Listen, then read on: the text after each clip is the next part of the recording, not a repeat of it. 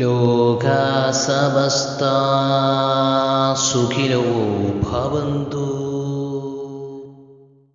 നമസ്കാരം, എല്ലാ സുഹൃത്തുക്കൾക്കും നമ്മുടെ ചാനലിൻ്റെ പുതിയൊരു എപ്പിസോഡിലേക്ക് സ്വാഗതം. ആയുർവേദത്തിൽ അറിയപ്പെടുന്ന ഔഷധമായ സുദർശനാസവത്തെക്കുറിച്ചാണ് ഇന്നത്തെ നമ്മുടെ വീഡിയോ. ഇതിൻ്റെ പ്രധാനപ്പെട്ട ചേരുവകളും ഇതിൻ്റെ ഗുണദോഷങ്ങളെക്കുറിച്ചൊക്കെയാണ് ഇന്ന് ഈ വീഡിയോയിൽ ഉൾപ്പെടുത്തിയിരിക്കുന്നത്. അതുകൊണ്ട് ആദ്യം മുതൽ അവസാനം വരെ ഈ വീഡിയോ കാണാൻ ശ്രദ്ധിക്കുക.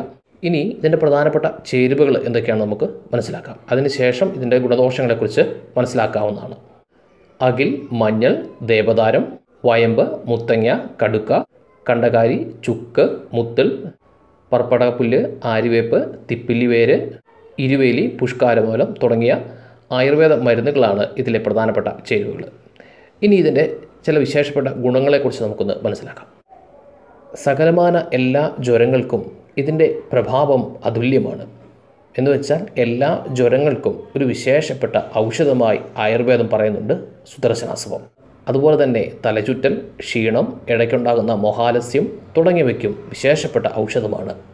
അതുമാത്രമല്ല, കാസം, ശ്വാസം, ഹൃദ്രോഗങ്ങൾ തുടങ്ങിയവയ്ക്കും രക്തക്കുറവ് പരിഹരിക്കാനും വിശേഷപ്പെട്ട ഔഷധമാണ് സുദർശനാസവം. അതുമാത്രമല്ല, വൈദ്യനിർദ്ദേശത്തിൽ ഈ സുദർശനാസവം സ്ഥിരമായി ഉപയോഗിക്കുന്ന ആളുകൾക്ക് ഊരവേദന മാറിക്കിട്ടുന്നതായിട്ടും ആയുർവേദം പറയുന്നുണ്ട്.